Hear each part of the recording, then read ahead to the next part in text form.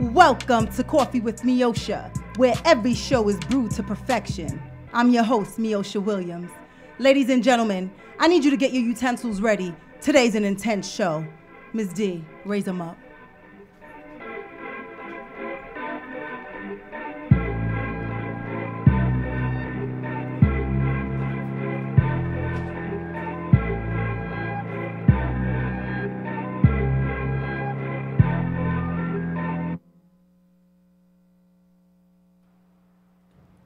Yes, yes, yes, this is Coffee with Meosha.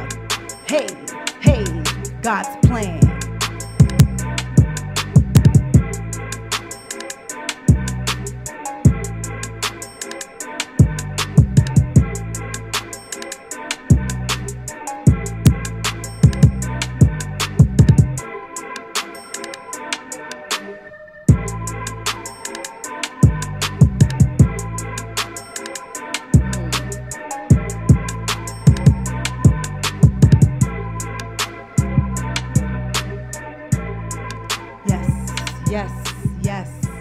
As I stated earlier, I need you to grab your utensils. I need you to get ready because when the coffee shop is open, I need you guys to call in. 240-389-3397 is the number to call in. LifeWorksAcademy.org is our website. Life_Works_Academy, ladies and gentlemen, is our Instagram. Facebook, @me, LifeWorks Academy 1. Y'all ready today? I hope so. I hope so. Today is a beautiful day. Am. I'm so ready. Kendrick, you ready? I am. Absolutely. I have my youth empowerment training speaker here, Kendrick. He is interning for us, making sure the ones and twos are on point. Yes. Ms. D, it's a beautiful day outside. I want to give God thanks for just bringing us in today. Today is special. But let's get into this scoop. LeBron James, I know you guys have heard the story. He opened up a public school for at-risk children. Kendrick, did you hear about this story? No, I did not. No. LeBron James decided that he was going to take his purpose and use it for the good of the community.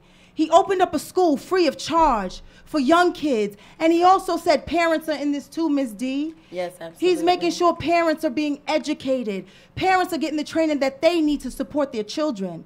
LeBron James bought a renovated building, and he located it just down the street from St. Vincent, where he attended high school in Akron, Ohio.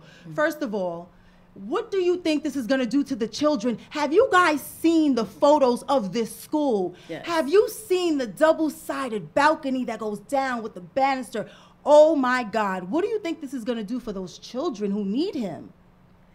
It's going to be major. I mean, the impact that he is going to have in their lives as well as their parents. And I just want to say kudos to LeBron. Kudos. Because, you know, he moved in silence. That was the number one thing that I loved about what he did. He never told anybody he was building. He never told anybody what he was doing and what he had to bring. He just did it. He just did it. You know, so for those of you that, you know, don't understand why some move in silence, just watch when the building's done. Brick by brick. You know, we talked about that last week. And yet, you remember one of the students was talking about the building and the brick, and some can think that they're taking one away, but it's just the brick. It's not the whole building. It's not the whole building. So they thought they were taking one from LeBron, you know, carrying him in interviews and things like that. But disrespecting him. What? Yeah. LeBron showed him who he was. Moving in silence is important because you want to make sure that you get the mission accomplished without the interference that tries to stop you from getting it done. Check this out. LeBron's classroom, they will hold 20 students for every teacher, and 12 teachers have already been hired for the 2018 to 2019 school year. There are 43 academic staffers, including a principal, assistant principal, 4 intervention specialists, tutor, English as a second language teacher, music instructor, and a gym teacher. LeBron is already making sure that these kids get what they need. The school day is from 9 to 5, and so is the school year. It's a long, long year, but he's making sure these kids get what they want. The school year lasts from July 30th all the way through May 17th. Breakfast, lunch, and a daily snack is provided, and LeBron is ensuring that when the children are educated, it continues with the parents. No child will be left behind because no parent will be left behind. He gets the message. I'm proud. Yes. Kudos to LeBron. How do you feel about that, Kendrick? School hours from 9 to 5. I mean, even though they are getting the education, I think that even though it's good that the kids are learning, but it's even better that the adults are learning, because you see in some communities that adults, they honestly can't really help their children with, like, after school work. You will see that kids will come to their parent and then they won't really know how to help their children, because the schoolwork nowadays is actually really hard. Even so hard that even adults don't understand. So now when children come home, they can actually, like, teach their kids. That's right. That's right. Education. I love that response because it's honest and true, and that's where we are. Yeah. You know, a lot of parents do struggle very much with so. Homework or assistance at home, and those hours, you know, I was thinking from a perspective of a parent, that a parent works late hours. Yeah. Or, you know, not having their child wandering for those 2 hours until they get off. Yeah. But coming from you, it gave me a totally different light on it. Yeah. Ms. D, when I was a teacher, I remember just watching the kids struggle when Common Core was taking effect. The teacher struggled. I mean, come on. And without the right support from administrators, it's really, really challenging to get the job done and to be effective. So LeBron is on the right track. And once we get the parents and the students aligned, then let's work on the teachers as well. Absolutely. There it is. Next scoop, Lupita Nyong'o. First of all, I want to give a shout out to anybody out there who has ever struggled with their skin color. Colorism is a really, really big issue, and it is another issue that our children face. They are struggling to identify with who they are. Your skin is light, so that means you're right. Your skin is dark, so no, real talk. Yes. Real talk. Your skin is dark, so now you have to adjust to everybody else. Yep. Lupita got a little sick and tired of that, so she said, you know what? I'm going to create a children's book surrounding the beauty of your dark skin, because Lupita struggled with acceptance of her own dark skin. So in January of 2019, Lupita is going to debut a book that is going to help teach self-love to any young girl, any young boy out there who is struggling to love themselves and to love the skin that they're in. Amen. I've seen kids get bullied time and time again for the color of their skin. I've seen it happen within one race, and I've seen it happen from across the board to the race, to black people, to dark-skinned people, to anyone with melanin.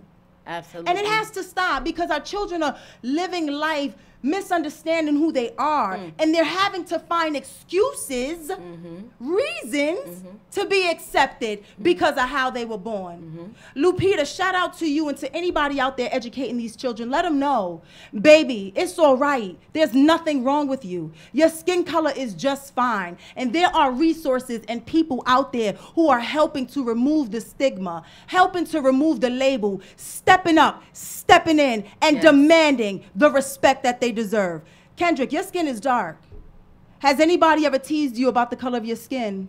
No, but I've seen people get picked on for the color of their skin for being too dark, or if you're an African American, your skin too light. That's a problem, and I've seen people get picked on for that reason. Yeah, it's time to bring it all to an end. Lupita, thank you. Next story.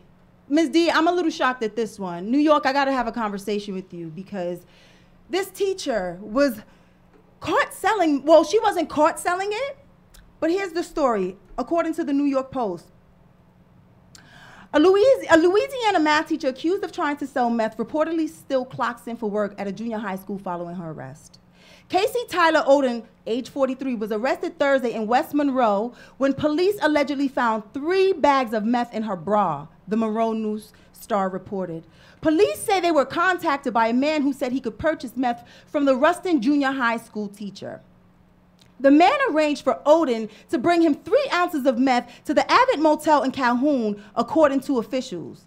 He also reported that all types of anxiety medication were found on her too, Ms. D. And they didn't suspend her. They said that there could be disciplinary action following, but, you know, they're going to continue looking into the story. And she was able to go back to work and clock in even after this. What do you think about that? It's insane. It's insane, right? It's insane. And I think that the supervisor needs to be checked alongside with her. Like, they need to be sitting in the same office. Yeah. Getting checked. Yeah. Yeah. Because both of them are nuts. This is crazy. Seriously. Now, I understand everybody has challenges, right? And this is not about judgment. It's not about that.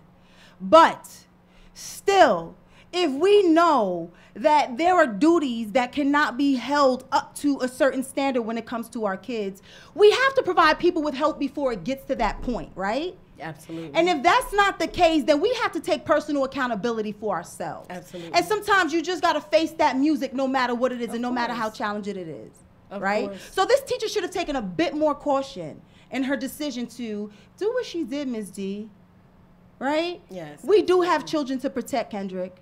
And sometimes as adults, we don't make the right decisions for you or ourselves.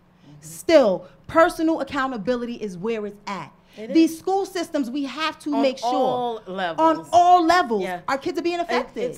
It's unfortunate because they want to hold the students accountable, and you know, they call them in the office and they sit them down and they send them home and they give them the PS-13s, you know, and write-ups and things like that, or send them off for behavioral modifications, send them off for IEPs.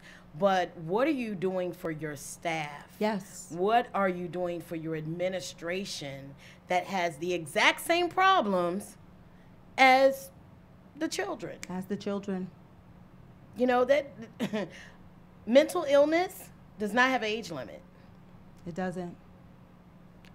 Addiction does not have an age limit. It does not. So, you know, disabilities don't have an age limit. They don't. So, you know, I'm just trying to understand why they hold the students to a certain standard, but not the higher levels of staff or administration.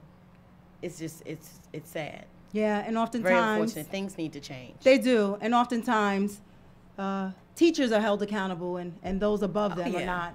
And so we just really, really have to look at the structures, and we have to decide who are we hiring and why? What is the purpose and what are we trying to accomplish? If we are here for the children, then let's make sure everybody who is responsible for caring for them is not only held accountable but gets what they need. And if not, somebody has to make sure that those tools are set in place to make it happen. Next story, Ms. D. A man was arrested for impregnating his daughter because he wanted, he wanted to preserve the culture, okay? A Nigerian man from Ogun State was arrested after he sexually abused his daughter for 8 years. Police discovered that he impregnated his 21-year-old daughter twice in order to preserve his culture. Now, they say that he started to rape her after the death of his wife. And his daughter finally admitted that her 3-year-old daughter is, in fact, her father's child. Okay? Can you imagine the psychological damage? And the father was also jealous because the daughter was involved with a man whom she wanted to marry. And the dad said, listen, I'm not really feeling that and I need you all to myself. So he continued to rape her. And then he got her pregnant. You want to preserve the culture? What culture? What culture are you preserving? The rape culture? Yeah. Yeah, that's what you wanted to preserve, huh? That's it. That's it, that right there. What's up with the attacks on women?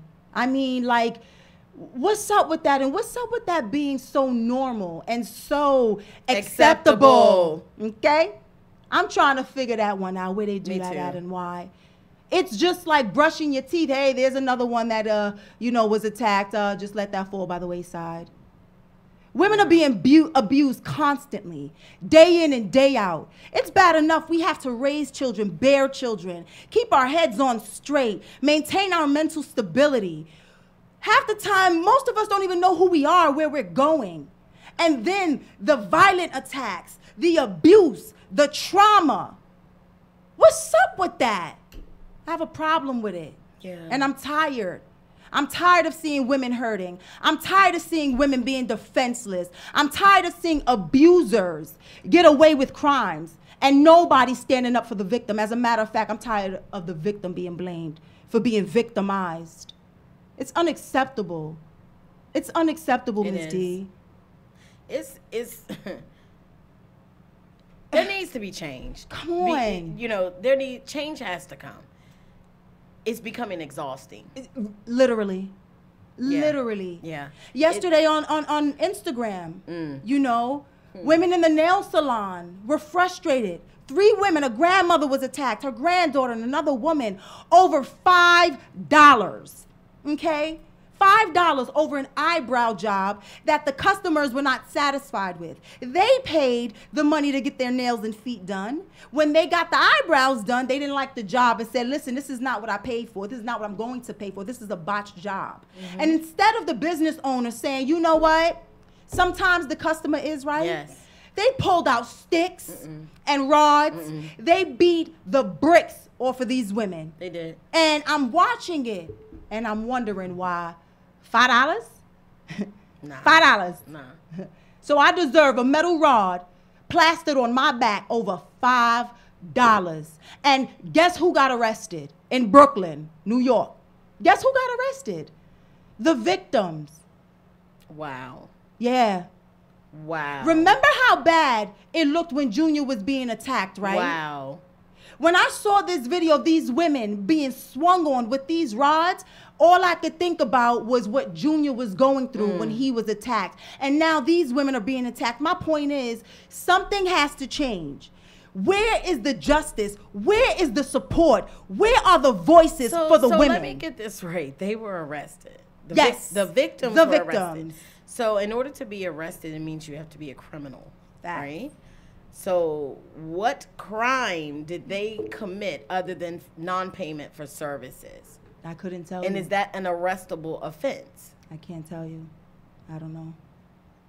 They were struck with an iron rod. I don't know if you guys have seen the video, but it's a mess. I still can't talk about it. I even did a reflection. Sometimes you see stories, you see things. What if it was me? What if that was me?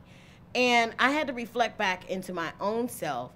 And I do recall an incident where a young lady, I wanted to look like Toni Braxton, y'all. I wanted to have the long spiral curls in the front of my hair. Yeah. My hair was long enough, and I just wanted 2 big rotted curls in the front of my head, my face. And I started nodding off in the chair. Sometimes you get sleepy when they're doing your hair. It's relaxing. And I nodded off in the chair, not realizing she was using Spritz It. Okay. I have natural hair. When she finished, she turned me around and said, how do you like it? Mm-hmm. And all of my hair was on the curling iron. Wow.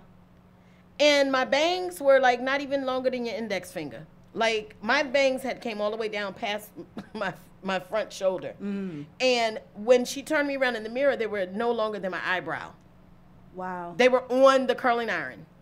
And the manager came over and she said, I was furious, of course, because my hair was on the curling iron. And the manager said, okay, I understand. All you have to do is pay $35. That's all you have to do.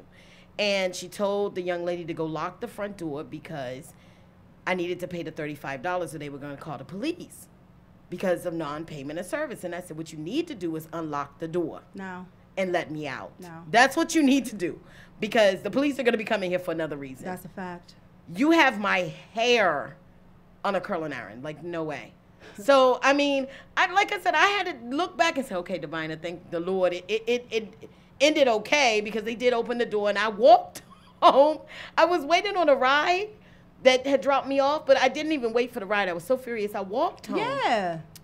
And I just look at that video and I say to myself, she had every right to say, I don't like this. My daughter even went through an experience similar. She had a perm put in her hair. Yeah. And she ended up with 2nd-degree burns in her scalp. Mm. And immediately when my mom called me, my mom had taken her because I didn't perm my girl's hair. And she was afraid to tell me because she had permed my oldest daughter's hair. And I asked her, the first thing I asked her is the young lady licensed? Mm-hmm. is she licensed? And she said, well, she's in the salon. I didn't ask you that. I said, does she have a license? Like, I need her license number. I need her information. I need you to go over to the wall, blah, blah, blah. But it was very upsetting to me to see. I've been in those type of situations. I've been in those type of situations where I was not going to pay. Yeah. You're wrong. Dead wrong.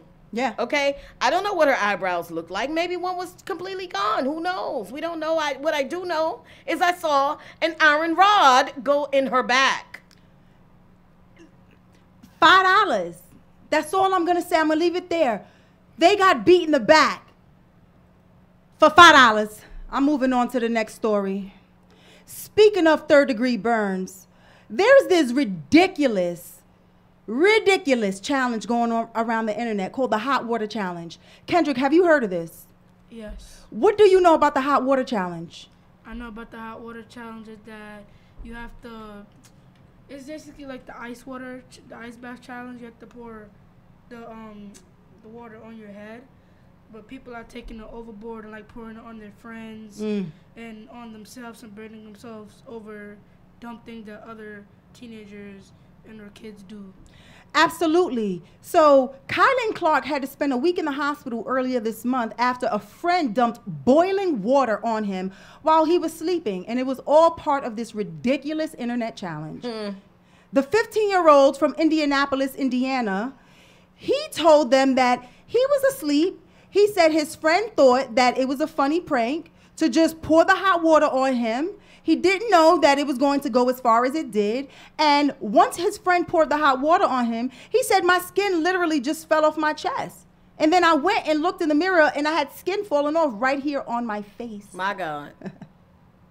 He ended up in the hospital with second-degree burns on his face, back, and his chest. Now, I just know one thing. If a friend of mine, a friend of my that's child. not a friend. Yeah, first of all, you're not a friend, and who raised you? Yeah. Because this challenge has gone so far, they're even drinking the scalding water, y'all. This is how ridiculous this is. The kids are not just pouring it on each other, they're drinking the boiling water. And one kid even died from this. I'm just trying to say what's going on. When we were growing up, and this is true talk, when we were growing up, our challenge was truth or dare. Like, that was, it wasn't anything that was really going to hurt you other than your feelings. Yeah. Truth or dare, which one you want? Yeah. Truth or dare.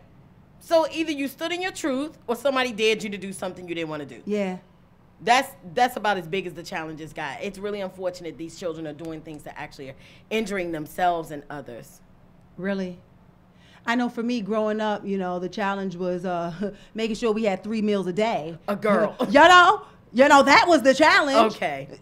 Am I lying? No. Sometimes it was like that. Yeah. So hot water being poured on each other, you know, we may have done silly things like poured powder on each other, but hot water, you know, we may have put like Tabasco on each other's lips in our sleep. Right. But it was a lot more, you know, just relaxed fun than it is today. They're just going too far. On your face. Yeah. Yeah. It's like they're really trying to hurt each other. So what's going on with our children?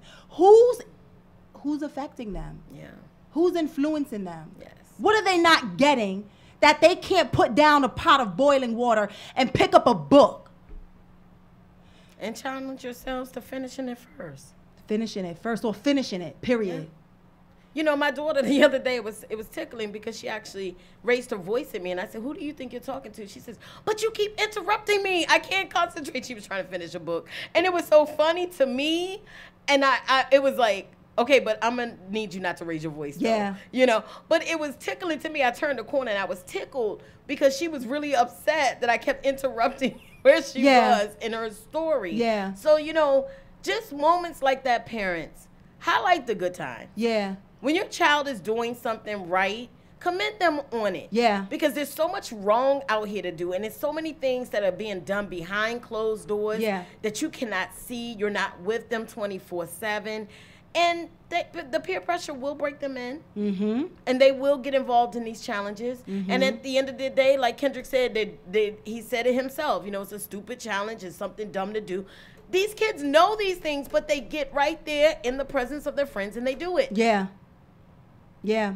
Kendrick, as we wrap up this segment, I want you to give parents out there even the kids, whomever you feel destined to speak to, give them some information about all the things that you hear going on. What word of advice can you give somebody to just help push our kids along? Because there's a lot of negative that's going on and we have to do better. So can you give the parents or the kids some type of advice? I would say to the kids first, just, I don't care if your friends, like, they're doing things for you to be cool. That's not cool to do, and you're not a friend if you do that. And advice to the parents is sometimes you shouldn't keep secrets from your children about important things. Like, I could understand, like, if you keep a secret from, like, a gift that you're gonna give them, but like something that they need to be involved in, you shouldn't keep a secret from them about something like that, because once they do find out, you should really expect them to be upset and or sad, because we are all humans and we need to understand. You need to understand these things that we also need to understand. Kids understand way more than we give them credit for. And the silence that we impose upon our children can really, really cause detrimental harm to them. So the point Kendrick, I believe, is trying to make is have open dialogue with your children, parents. Stop hiding everything from these kids. They get it. They know what's going on in this world. Have the conversation so that they can continue to be truthful, so that they don't feel inclined to lie, so that when they see things that are wrong, they will speak up, whether it be for themselves or for others. But the more distance we create amongst our children, between ourselves and our children, the less they're going to want to talk to us. Leave the conversation open for them to understand what's going on in this world, and parents, inform yourselves. Ms. D, let's wrap up this segment because, you know, we talked about a lot of negative things today, and that's just the way the world is sometimes. But right now, I need to make sure that we highlight the positives, the people, the organizations, the groups that are out here doing well. So for all of you out there who make it a point to do the right thing in this world, to do right by your community, I want to make sure that we shine a light on you. And I want to make sure that you understand we respect and we appreciate everything that you do for us. Kendrick, I want to shine a light on you too and say thank you for sitting here and speaking your truth and giving information to parents and kids that they need to hear. Absolutely. Ms. Thank D, you. Yes. Absolutely. Absolutely.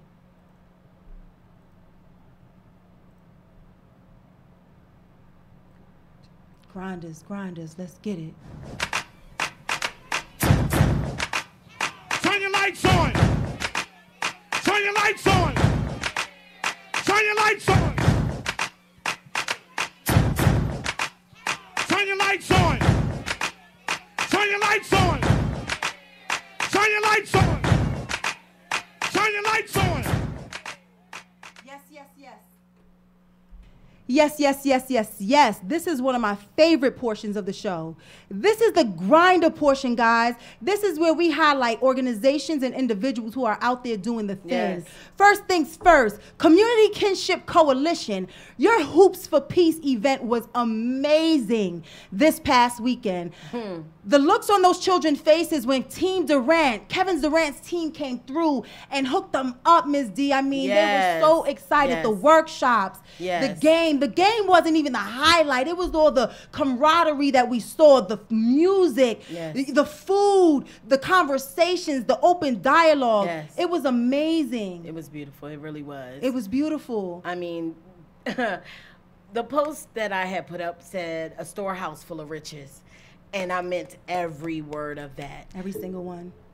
You guys, I'm here to tell you the level of kings and queens that stood in that storehouse, willing to pass the torch, to pass the crown, and Meosha passing the mic. Beautiful.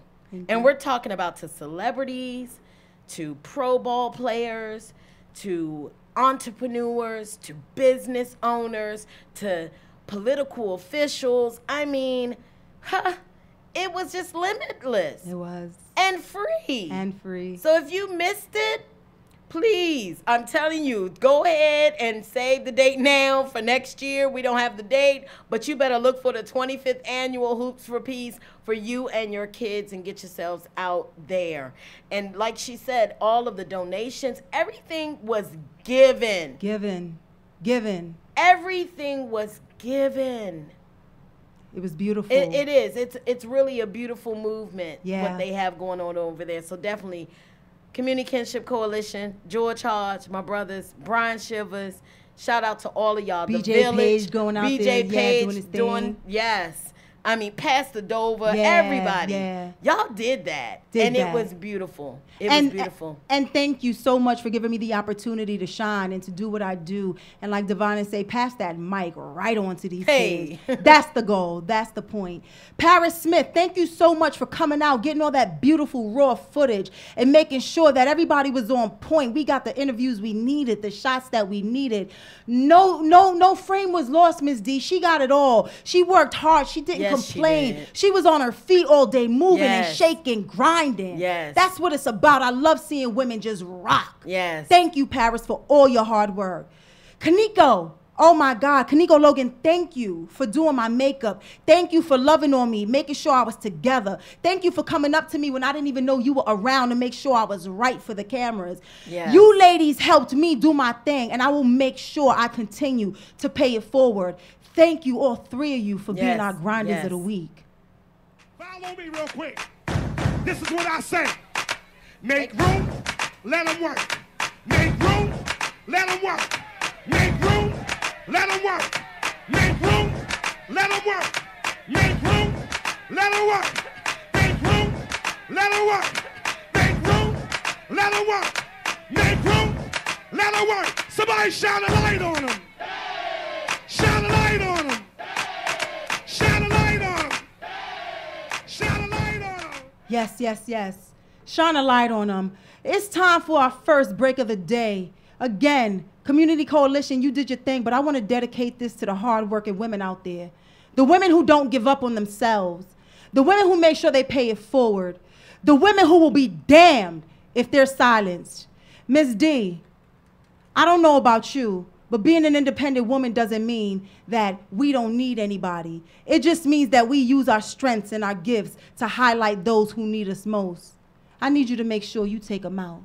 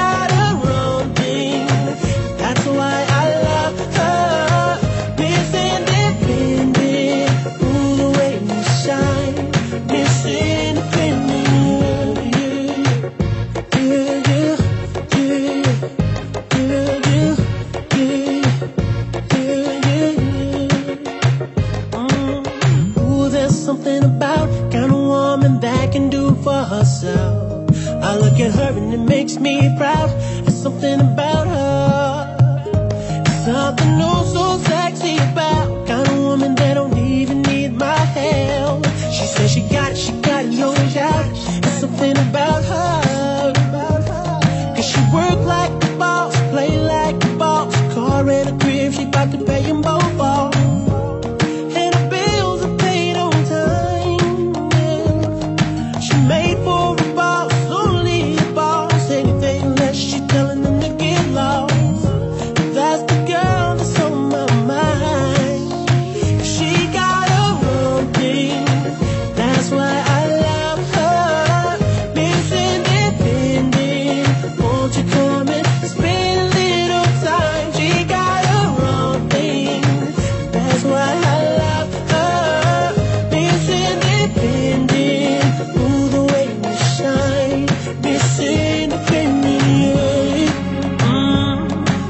everything you say, don't worry, I got it. And everything she got, best believe she bought it. She gon' steal my heart, ain't no doubt about it.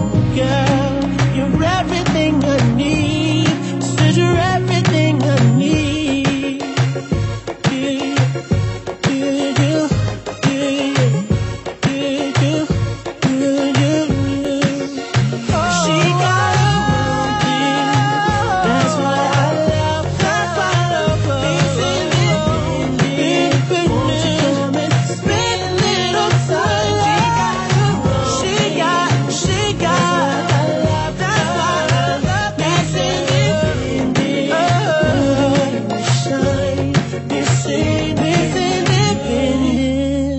That's why I love her.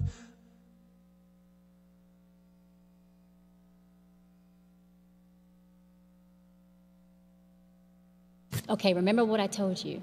Be your own boss. Love yourself. Get up and dance. Level up. Level up, level up, level up, level up, level up, level up, level up, level up, level up, level up. 5, 4, 3, 2, 1, watch me. Level up, level up, level up, level up, level up, level up, level up, level up, level up, level up. All this on me so yummy, all this sauce so yummy. No, you want this yummy, yummy all in your tummy. Level up, level up, level up, level up, level up, level up, level up, level up, level up, level up. All this on me so yummy, all this sauce so yummy. No, you want this yummy, yummy all in your tummy. Them old mistakes are gone, I won't do them no more. That's old news, that's new news, I done did that before. I turn nothing to something, my comeback on 100. Let's talk it, more action, you just gon' see coming. I just keep elevating, no losses, just upgrading. My lessons made blessings, I turn that into money. They gotta never settle, this view is so much better. I'm chilling, I'm winning, like on another level. Oh, you can talk all you want. See me as a greater, nothing I'm afraid of, and I can have it all. 5, 4, 3, 2, 1, watch me. Level up, level up, level up, level up, level up, level up, level up, level up, level up, level up. All this on me so yummy, all this sauce so yummy. No, you want this yummy, yummy all in your tummy. Level up, level up, level up, level up, level up, level up, level up, level up, level up, level up. All this on me so yummy, all this sauce so yummy. No, you want this yummy, yummy all in your tummy. They freeze get dropped like weight. Team love don't want no hate.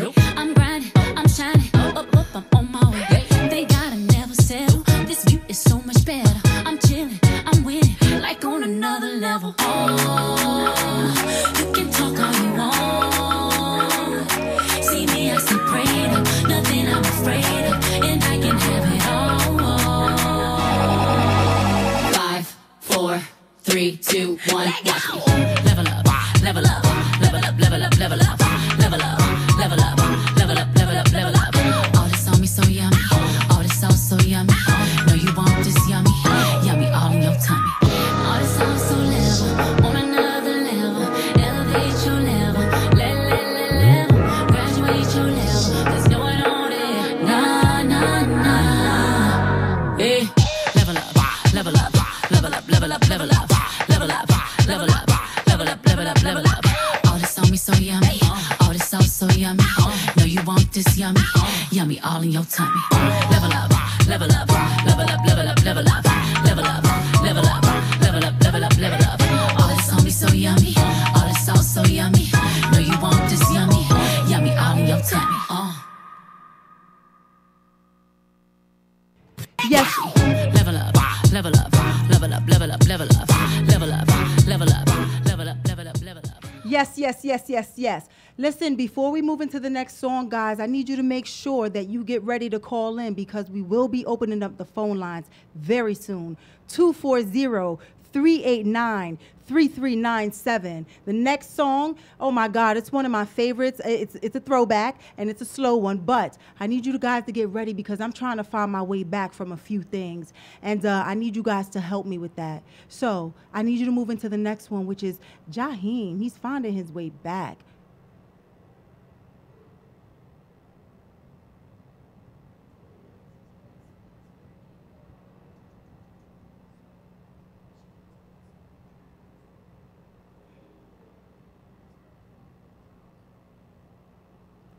as we wait. Stand by, guys.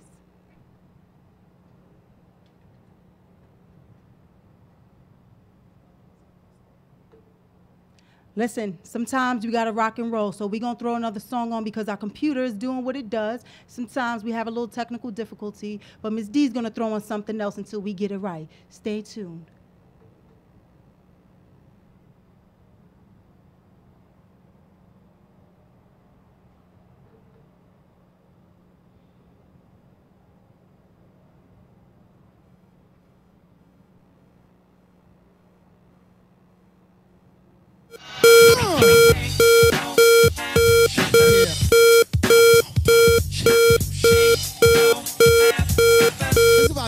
It's about that time to get paid. Get laid, cool in the shade, drink a little bit of lemonade. Let me tell you what I want. Yo, I wanted this to be special, something more than any other feeling that you felt before. Pushing through the doors, I see girls having a good time. I might say a rhyme, old school, new school, no school rules. But other than that, everything is cool. I see guys and girls dancing, doing the new dances. That's a hit while I'm over here romancing. You ain't shit, no need to curse. Ask me who she is and let me tell you first. Slow down, be cool, and don't act ill. I came to have a good time, party and chill with you. And don't worry, sweetheart, I'm still with you. And after we leave, we will continue. Let's put it in the community. Community, brewing in the community. Brewing in the community. All right, y'all, let's go, let's go. Sometimes it happens that way. So as we get this going, we got to get some things straightened out because sometimes technical difficulties happen. So let's get into what's brewing in the community and we'll get our way back. So, True Talent of the Arts, they have their hip hop and artist development classes where they offer vocal lessons and acting classes. 4410 Stamp Road, Suite 200C in Temple Hills, Maryland is where it will be. Friday, August 10th at 6 p.m. is where it's happening. First of all, I think we can all use some sort of art and talent updates on ourselves because I think they're missing a lot of that, not only in our schools, but in our communities. I mean, who wouldn't benefit from some sort of art class, dance class? Kendrick, are you into the arts at all? I used to be. And what happened? I got into other things as I got older. Okay. And did you lose your interest for it? Yes. Okay. Well, parents, definitely make sure you stop by. Bring your kids. Sign up for yourself if you want to. Go ahead. Make sure you treat yourself. You're worth it. My Gym Potomac, they are having a family tie-dye party. First of all, I honestly have never done tie-dye in my life, but it looks fun. For 1.5 hours, you guys can bring your family through and have a bunch of fun games, tie-dye, and pizza for the entire family. All you have to do is bring something white, and the gym will provide the rest. It is located at My Gym Potomac at 11325 Seven Locks Road, located in Potomac, Maryland. Friday, August 10th from 4:30 to 6 p.m. is where it will be. All ages are welcome, $20 for members, $25 for non-members. Next up, the Refugee Story Library is coming to Femme Fatale, DC. An evening of storytelling and community building is what's happening. Participants get to listen to the enthralling stories of our refugee storytellers and engage in one-on-one conversations and learn why people are forced to flee their homes. I think we've heard a lot of this, at some point in our lives. And I think it's tragic when we have to discover people cannot stay where they belong. So I think this is going to be important. And for those of you who are into this type of thing, take a day and just go check it out. It's going to be located in Femme Fatale, DC, 4620 Wisconsin Avenue, Northwest Washington, DC. Friday, August 10th from 7 to 10 p.m. is when it'll take place. And you guys can visit Eventbrite for details. Second annual DMV Coffee Roaster Showcase. First of all, this is Coffee with Meosha, so this is a nice transition because so many people are into coffee, and why not? A Coffee Roaster Showcase is going to be highlighting local roasters from the DC, Maryland, and Virginia area. The Line DC 7, which is located at 1770 Euclid Street, which is in Northwest Washington, D.C., is going to be happening on Sunday, August 12th from 2 to 6 p.m. This event is free, and you guys can visit Eventbrite for way more details. Truckaroo. First of all, Kendrick, let me ask you a question. Have you ever been to a food truck? Yes. Have you ever been to a food truck festival? No. Yeah. Well, Truckaroo is hosting their monthly food truck festival. They were voted third best festival in the Southeast by Everfest. And Truckaroo will be bringing the hottest food trucks in the DC area to the bullpen. This festival is held from April all the way through October, where patrons can listen to live music, get cold drinks, play games, and more. This is located at 1201 Half Street, which is in Southeast Washington, D.C., and from August 10th to August 12th, they are going to be there from 4 to 11 p.m. So guys, what's brewing in the community is all about you. We have to make sure that before this summer ends, we get up and we get out and we do something different for ourselves. Our kids need to see us doing something positive and productive, and without us getting out there and involving our hands in the community, I mean, what lessons are we going to really teach them about who they are and from where they come? You understand, Ms. D? Absolutely. So listen, once again, the phone lines are going to be open in a very, very short time. 240-389-3397 is the number. Thank you guys for rocking with us. Like I said, sometimes things happen, but listen, we moving forward and we still doing what we have to do. Ms. D, how we rocking over there? Next song, let's get back into it. Sometimes you got to find your way back, but yes, sometimes you got to find your way back and do something different. So Ms. D, I want to hear some Daz Effects. We got some old school. I want to hear some old school.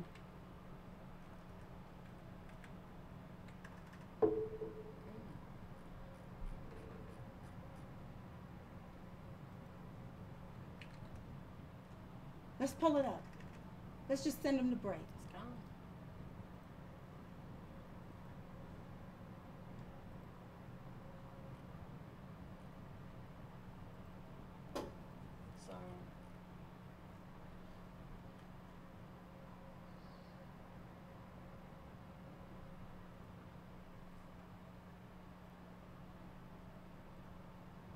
Dance. Level up. Level up, level up, level up, level up, level up, level up, level up, level up, level up, level up. 5, 4, 3, 2, 1, watch me. Level up, level up, level up, level up, level up, level up, level up, level up, level up, level up. All this on me so yummy, all this sauce so yummy. No, you want this yummy, yummy all in your tummy. Level up, level up, level up, level up, level up, level up, level up, level up, level up, level up. So yummy, all this sauce so yummy. No, you want this yummy, yummy all in your tummy. Them old mistakes are gone, I won't do them no more. That's old news, that's new news, I done did that before. I turn nothing to something, my comeback on 100. Let's talk it, more action, you just gon' see coming. I just keep elevating, no losses, just upgrading. My lessons made blessings, I turn that into money. They gotta never settle, this view is so much better. I'm chilling, I'm winning, like on another level. Oh, you can talk all you want. See me as the greater, nothing I'm afraid of, and I can have it all. 5, 4, 3, 2, 1, watch me. Level up, level up, level up, level up, level up, level up, level up, level up, level up, level up. All this on me so yummy, all this sauce so yummy. No, you want this yummy, yummy all in your tummy. Level up, level up, level up, level up, level up, level up, level up, level up, level up, level up. All this on me so yummy, all this sauce so yummy. No, you want this yummy, yummy all in your tummy. They freeze get dropped like weight. Team love don't want no hate. I'm grinding, I'm shining, up, I'm on my way. They gotta never settle. This view is so much better. I'm chilling, I'm winning, like on another level. Oh, you can talk all you want.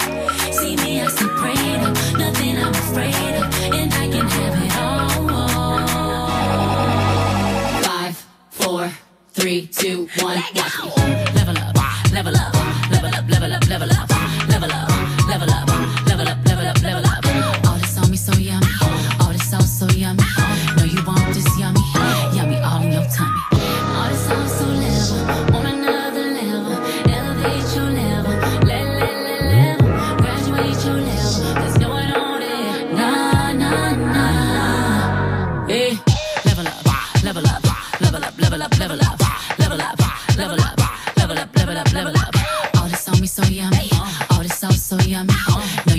this yummy, yummy all in your tummy. Level up, level up, level up, level up, level up, level up, level up, level up, level up, level up. All this homie so yummy, all this sauce so yummy. Know you want this yummy, yummy all in your tummy.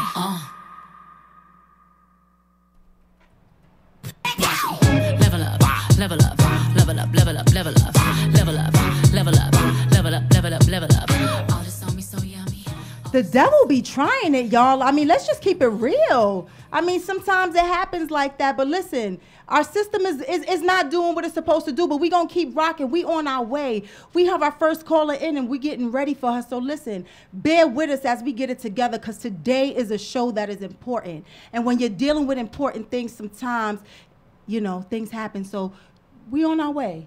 I mean, but when do you ever see this? Yeah, we've been rocking all along, right, Kendrick? All of a sudden, but we won't give up, because guess what? This is Coffee with Meosha, and that's how we handle it. We just go with the punches. Absolutely. Hey, River. Can you hear me all right? Yes. Can I text you a number to dial in on? No problem. You can do it at this number.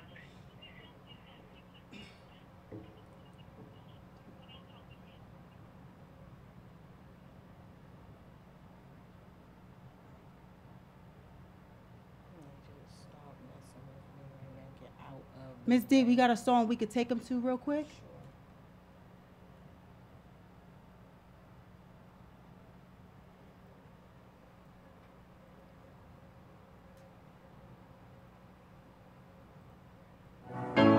Shine bright like a diamond. Fine light in the beautiful sea. I chose to be happy. You and I, we're like diamonds in the sky. You're a shooting star, I see, a vision of ecstasy. When you hold me, I'm alive. We're like diamonds in the sky. I knew that we could come one right away. Oh, right away. At first sight, I felt the energy of sun rays. I saw the life inside you. Shine bright tonight. You and we're beautiful like diamonds in the sky. Eye to eye, so alive. We're beautiful like diamonds in the sky. Shine bright like a diamond. Shine bright like a diamond. Shining bright like a diamond. We're beautiful like diamonds in the sky. Shine bright like a diamond. Shine bright like a diamond. Shining bright like a diamond. We're beautiful like diamonds in the sky. Palms rise to the universe as we moonshine and Mali. Feel the warmth, we'll never die. We're like diamonds in the sky. You're a shooting star, I see, a vision of ecstasy.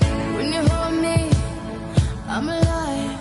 We're like diamonds in the sky. At first sight, I felt the energy of sun rays. I saw the life inside you. Shine bright tonight. You and we're beautiful like diamonds in the sky. Eye to eye, so alive. We're beautiful like diamonds in the sky. Shine bright like a diamond. Yes. We are back again. Thank you for rolling with us. We have our caller on the line, and we won't be deterred by anything that happens today. We won't be deterred. At all. I refuse, because the message I have today is important, and I'll be daggone. So, River, are you there? Yes. First of all, thank you for being patient. Thank you for calling in, and thank you for just rocking with us through our technical difficulties. How are you? So, most deaf, I'm doing highly favored, challenged, and blessed, that's for sure. Absolutely, and likewise. So, River, today is an important day, and you are calling in to help empower others, particularly other women who have been through some things. But before we get to that, I need you to let people know who you are and why you're calling in. I got you. So, it's River Jones, and when you're speaking about like empowering folks, and especially women who've gone through some things that seem to be traumatic, I spent 2 years what I would call being paralyzed from the neck up, Wow. and that's just like spiritually, emotionally. You know, there's people who are they're paralyzed, you know, in their body, but they still use their mind to get things done. You know, still tap into who they are. But there was days where, you know, me adjusted in my bed, like that was a victory. You know, I pray to God, like, yo, let me wake up with you tomorrow. Right, right. You know, I don't want to be here no more. And so to go through 2 years of that challenge to finally realize, like, I'm just being stuck. You know, like there's definitely, instead of praying about, like, not being here, let me pray about why I'm here in the first place. And that transitioned for me into really being able to tap into my purpose and to actually fulfill with waking up every day, regardless of, you know, what circumstances are. That's what brings me here. River, let's talk about how you got to that place of just not feeling like you were even in a position to be the best you could be. How did you even get paralyzed from the neck up, as you explain it?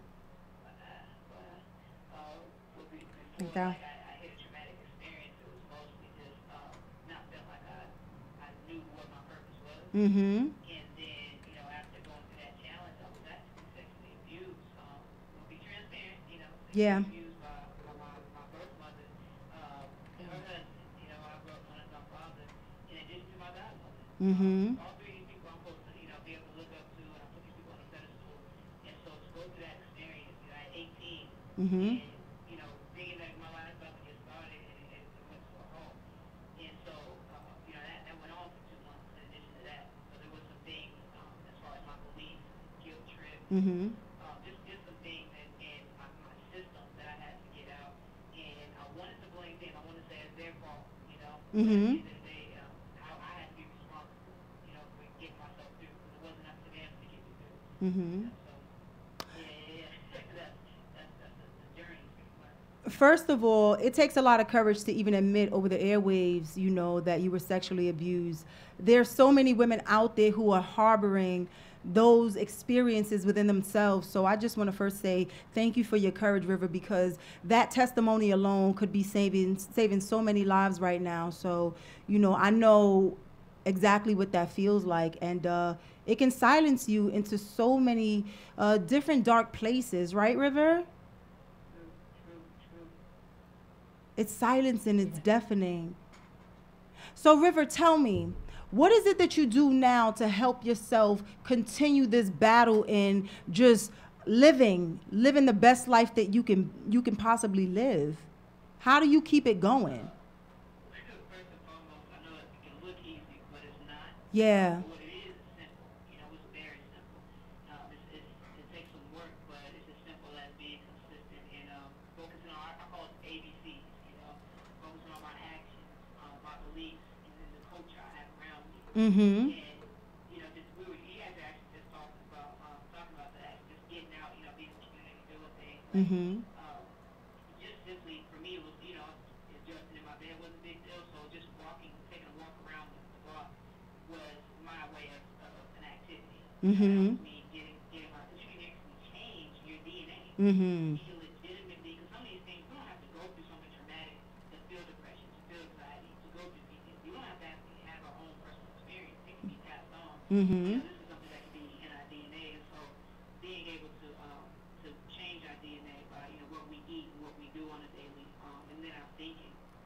My beliefs were a big issue. I had to overcome my own, you know, acceptance for the fact that, you know, what I did go through was actually real. My mother was involved. You know, I had to accept that part. I had to accept that I had some trauma before, you know, it happened with my parents. I had, you know, with cousins growing up, and I was told, hey, you know, everybody experiences, you know, has experiments as a child. Right. And so I had these beliefs that I held myself accountable for, and I was guilty, and you know, just have these toxic thoughts about, you know, what was real and what wasn't. And so I had to work through and challenge myself. Say, hey, why do you think that? Do you really, you know, if you're well loved one or your siblings or, your child came to you and said this, what would you say to them?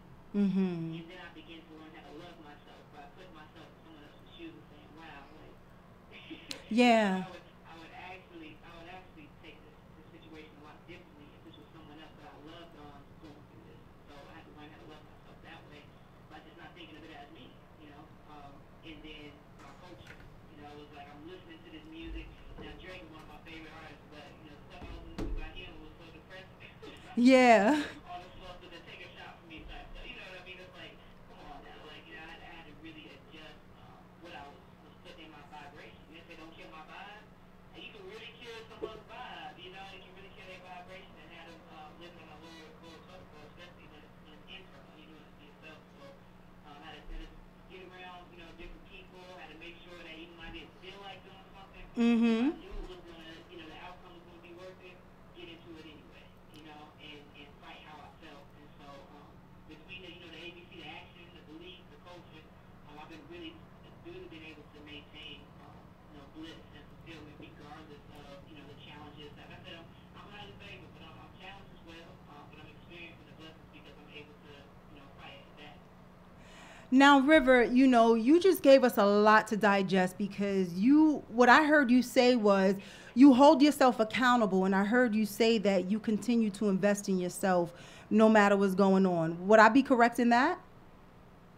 No, that's on point. That's the only way to get through it. Right, because I think a lot of times what happens is we continue to look outward and we forget that inside is where all the answers are. And as hard as it may be to reflect inside of who you are, I mean, the best treasures lie within. And to discover those things through trauma, a lot of people don't even make it to that point because they tend to give up before they even get there. Would you say that's accurate? There's no hope. Yeah, there's no hope. It's like when you're looking at your circumstance, a lot of times we can easily use a voucher to say, people look at us and say, oh, what you gone through, you deserve to be stuck where you're at. Like Mm-hmm. you earned that. But really we owe it to ourselves to say, no, what I deserve is to not use the voucher for the person. I'm not gonna accept it. I'm not gonna say, because I went through this, I'm gonna be stuck here. Mm-hmm. I'm gonna say because I went through this, I'm gonna use that as fuel, to get even higher than what I think I can reach. I'm surprised myself today. Yes, ma'am. We've got to change our thought process about what we're going through. Yeah. We struck a nerve there, Yeah. River, so I want to tell you this because in a few minutes I'm going to be talking some real deep and dark truths about myself. And these truths are so deep that I had to write them and I put them in a book. And it was one of the ways in which I had to help heal myself because I was angry, River. I mean, the things that I'm going to talk about today, the feelings aren't completely gone. I have to tell you the truth. And although I have worked my way into becoming a coach, right? I've worked my way. I'm an educator. I've worked my way into being an entrepreneur. I've worked my way into being a radio show host. I've worked my way into all these different things. And still, I need support. So as this call and this conversation goes on, River, I need to make sure that I have more support to help me get through this. So I'll need you, just so you know. Oh, yeah. You speaking on maintaining something. That's like financially you can become a millionaire, but unless you still put in the work, that million's going to be gone. Yeah. You'll be able to maintain it once you get there.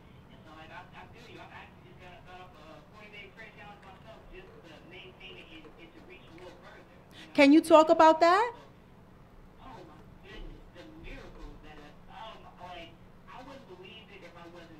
Mm-hmm. For the past, well, we were probably on like day 60 now. It's been done with, but it wasn't done. Yeah. It wasn't done with me. I may have been done with prayer challenge, but God was like, no, I'm just not getting started. That's right. So I disciplined myself, and I was like, I got to make some sacrifices.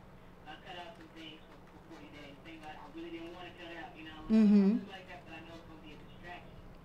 Some things will distort our relationship and how we communicate. Sometimes, we'll hear from God in different ways. Everybody's got their own way of, prayer and communication. And for 40 days, I straight up, I woke up, my first thing I did, I spent, I wouldn't even time myself. Mm-hmm. Sometimes it'd be exactly 30 minutes, sometimes it'd be about an hour. But I'd just be in prayer, and I literally would, it's called the Circle Maker. I don't know if you heard of that book before. I have not. But I take the chalk and draw circles around me, I'm sitting on this mat, and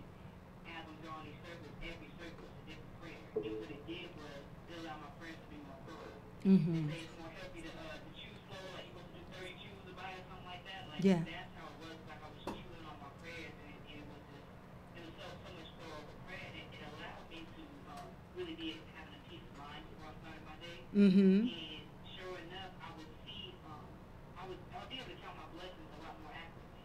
Mm-hmm. You know, a lot of times, like, we'll pray for something, forget we prayed about it, you know, and you know, put something on a vision board and forgot it was ever on the board. We're not even able to be grateful that we got it. Yeah. We're not able to have accurate gratitude. So it allowed me to really, like, realize just how much God is active in my life. And I think God is active in our life all day, every day, but we don't realize it. And the more we allow ourselves to realize it, we'll be able to experience the bliss from it. You know, we can exercise a little stronger. So for me, I ended up in a situation one night where I was going through experiencing, you know, transitioning home. So I'm not going to call it homelessness. You know, Yeah. I was transitioning home. I was in my car. And being homeless in Atlanta ain't no joke. I'm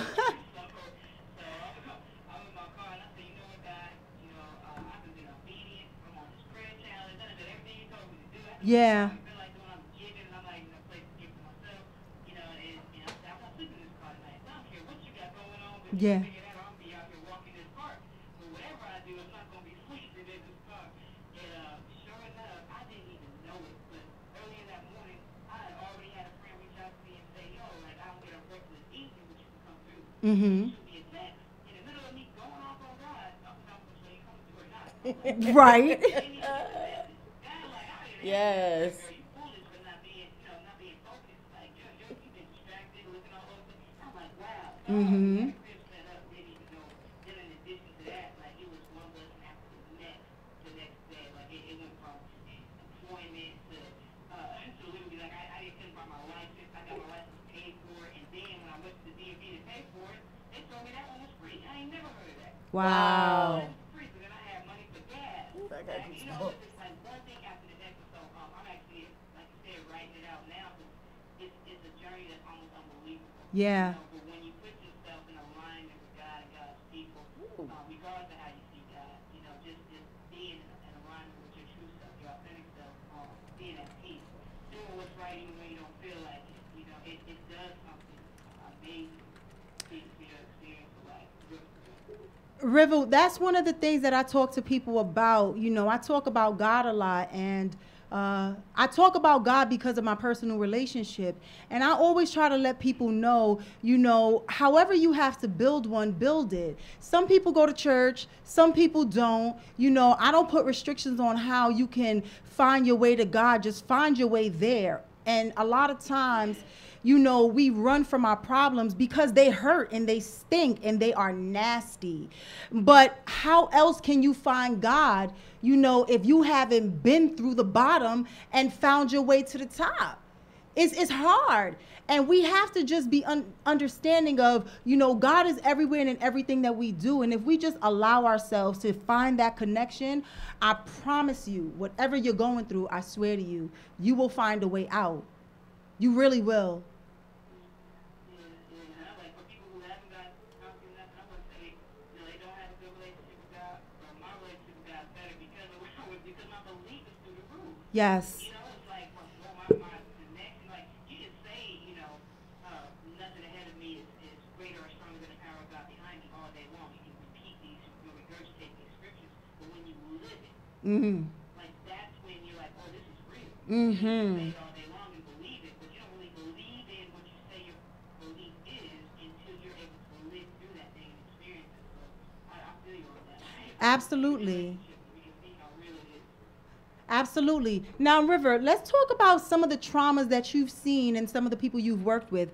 How hard has it been for them to stand on their own 2 feet and recover from some of the things that they've been through?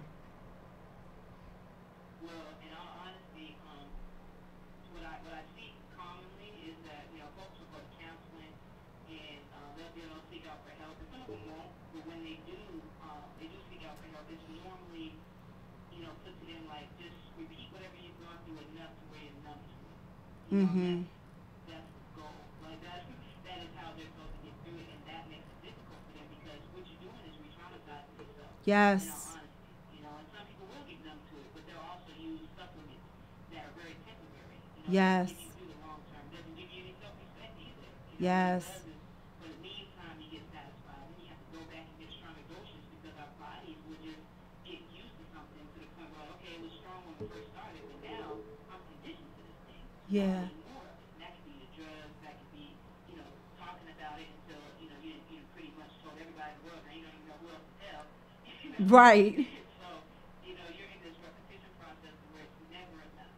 And the only thing that's really doing that I see is when folks begin to, one, go to God. Mm-hmm. Like, okay, this thing is not my responsibility. It's not my battle to fight.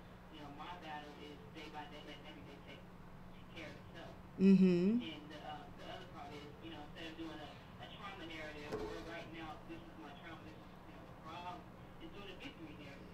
Mm-hmm. This is what my life's going to be. This is who I'm becoming today. I'm going to do actionable steps. Mm-hmm. I'm going to get consistent as possible with becoming, this different lifestyle, becoming this different person.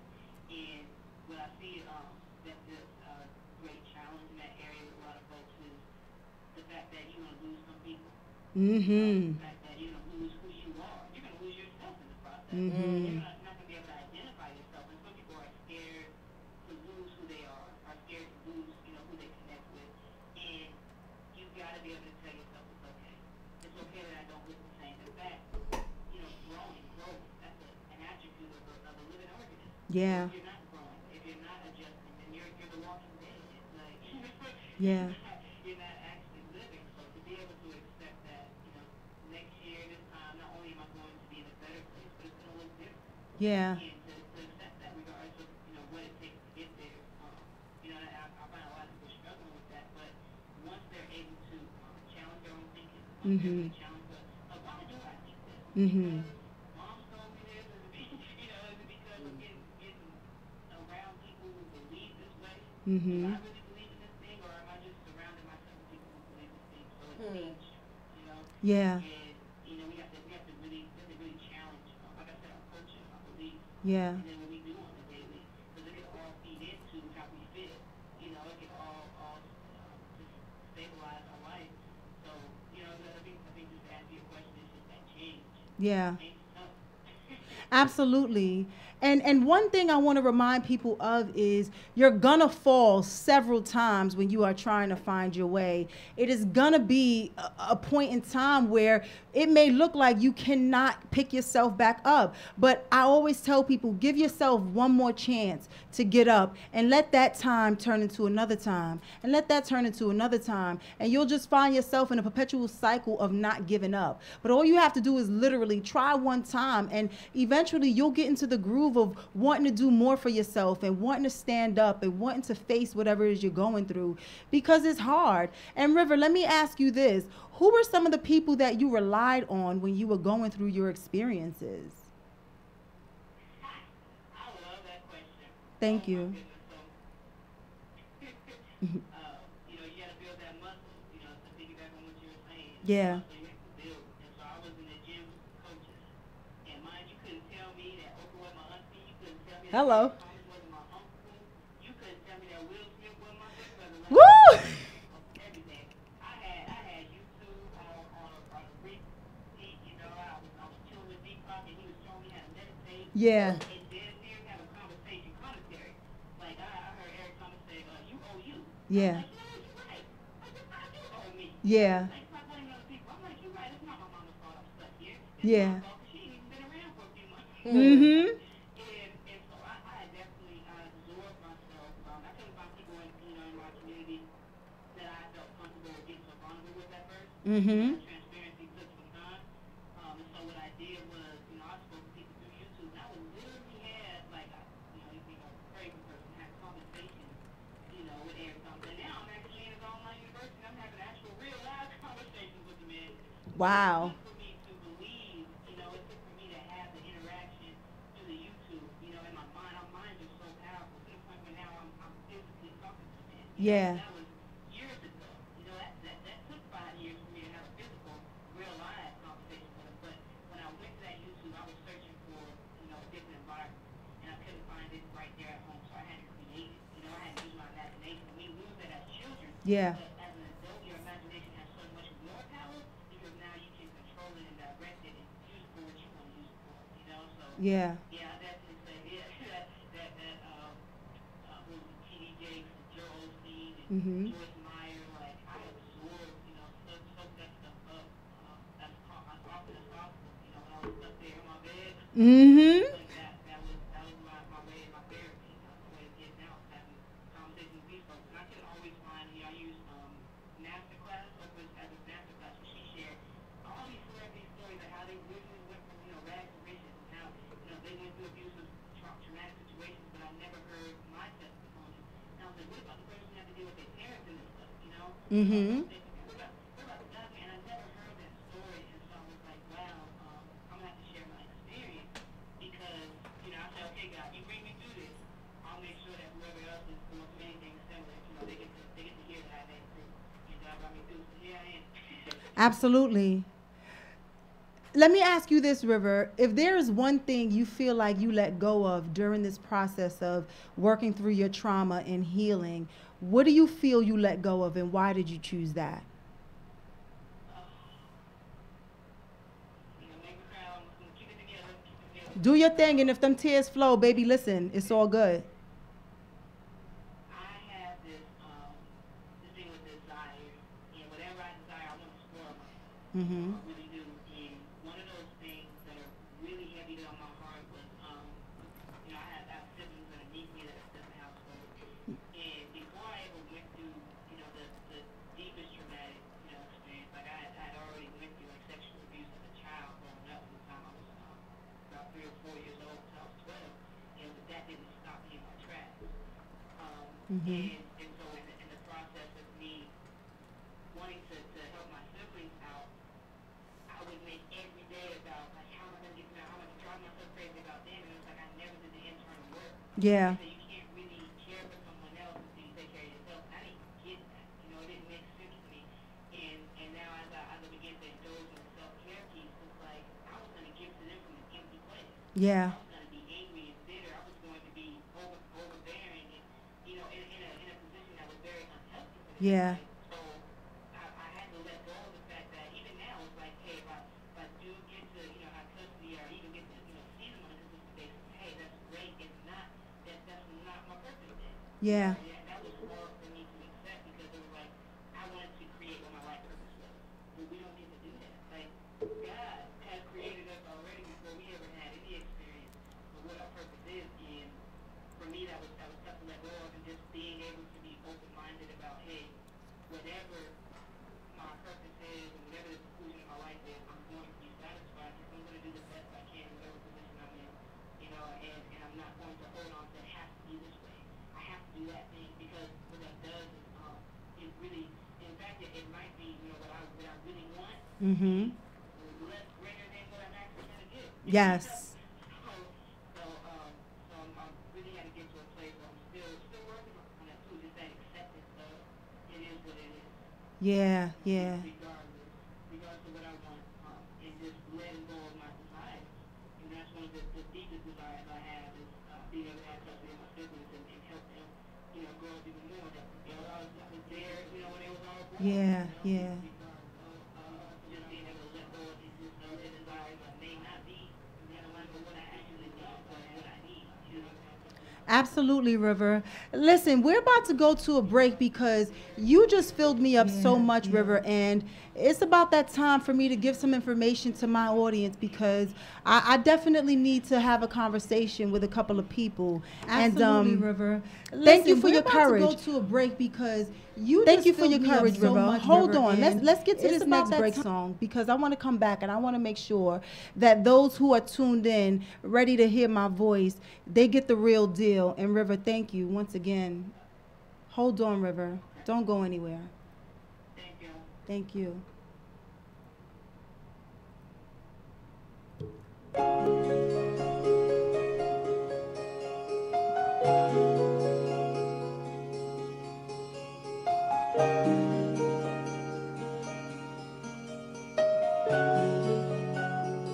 Take me to the King.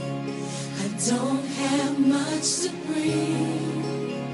My heart is torn in pieces.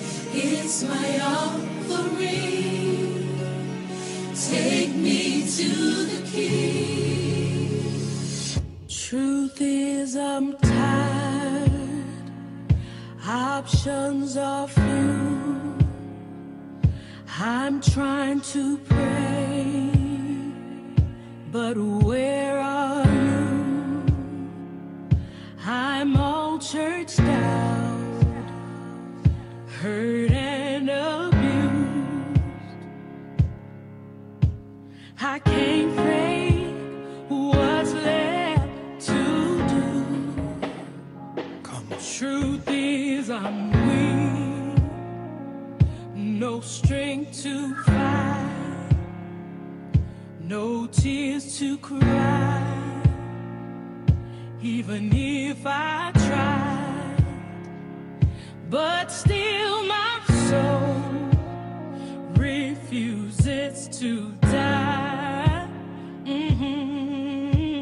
One touch will change my life. Take me to the King. I don't have much to bring. My heart's torn in pieces. It's my offering. Lay me at the throne.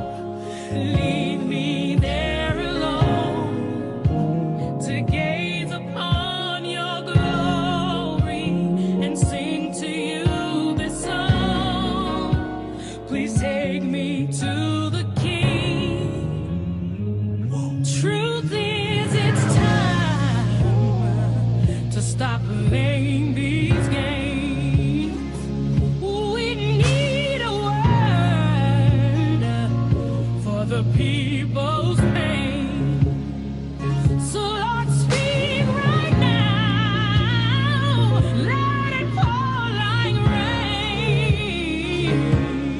Oh yeah, we're desperate. We're chasing after you. Oh, no rules, no religion. I've made my decision to run to you, the healer that I need. Take me to the King.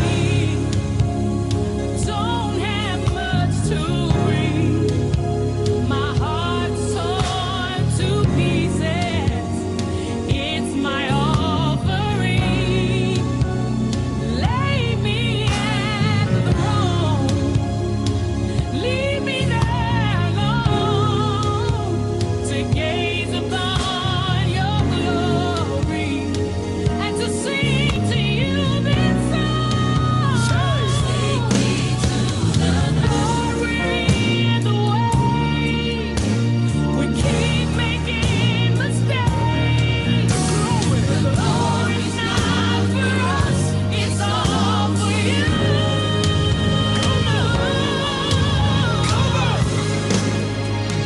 Take me to the King. I don't have much to bring.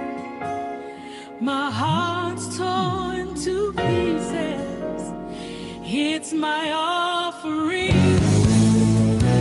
Lay me at the throne. Leave me there. Leave me there alone. I wanna gaze upon your glory. Sing to you. Sing to you this song. Take me to the King. Take me to the King. Take me to the King.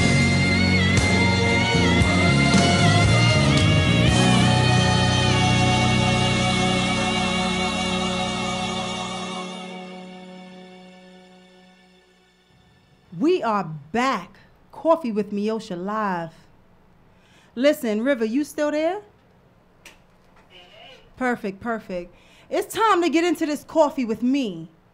Today is a special day for me because I'm breaking my silence. And when you break the silence and you break the chains, as you can see, they try to stop you, whoever the internet gods are, whoever the technical difficulty gods are. Let me be clear. Meosha does not break. And I want you all to be clear on that. I don't care what goes wrong in your eyes. I got this. The reason Coffee with Meosha is even in existence, the reason LifeWorks Academy was birthed, it was birthed through triumph. It was birthed through those who thought I wasn't any good. It was birthed because some people thought that they were going to bring me down and I was just going to lie down and take it. Let me take you guys back just a little bit before I get to the meat of this story. I grew up Bronx, New York. My mother raised 12 children by herself, seemingly. My dad was in and out, but my home was very, very tumultuous. The violence was beyond anything I can explain verbally. I still am dealing with the trauma of that. But I've worked through a lot of it. My father laid hands and feet on my mother regularly.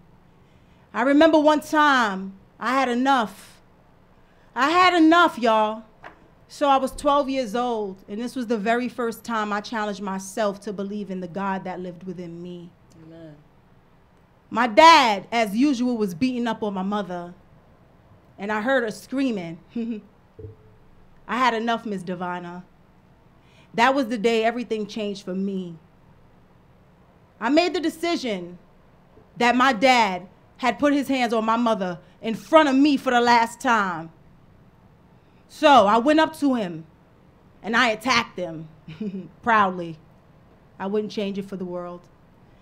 The screams that came from my mother's voice, I still hear them. I still see the pain in her face.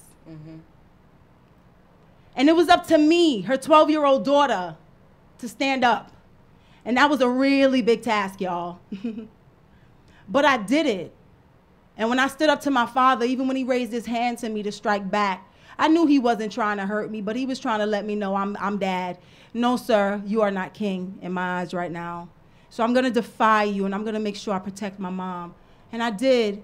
And that was the very first time I understood my own power and the God that I served, because while I was fighting my father to protect my mother, I made sure I let God know, like, listen, if I'm going to do this, I need you to have my back. And he did. I survived it. And I stood there proudly, knowing my mother watched me defend her. It didn't matter the outcome. And I believe from that day forward, my mother understood the trauma that the violence in my home caused her children. That experience, it changed me, Divina. Really, as a child. Absolutely. You grow up and you watch mommy lose herself, not know, when the next beating is coming. And it was a horrific experience, but I moved on with my life. I dealt with it. There was no healing for any of my siblings and I. And we had to figure life out on our own, and it was hard. As I traveled through school, abuse continued. I went from witnessing abuse in my home to going to school being bullied by the school bullies. Now I'm a target to my peers. Every day was a fight for me. Every day I relied on my siblings who had their own share of trauma to help protect me when I went to school, because I couldn't take it. I couldn't take what I was feeling, knowing I had to get up every day and be surrounded by a group of girls whose only mission was to make sure they made my life a living hell. That was hard. I want to say to my sister Janice, thanks.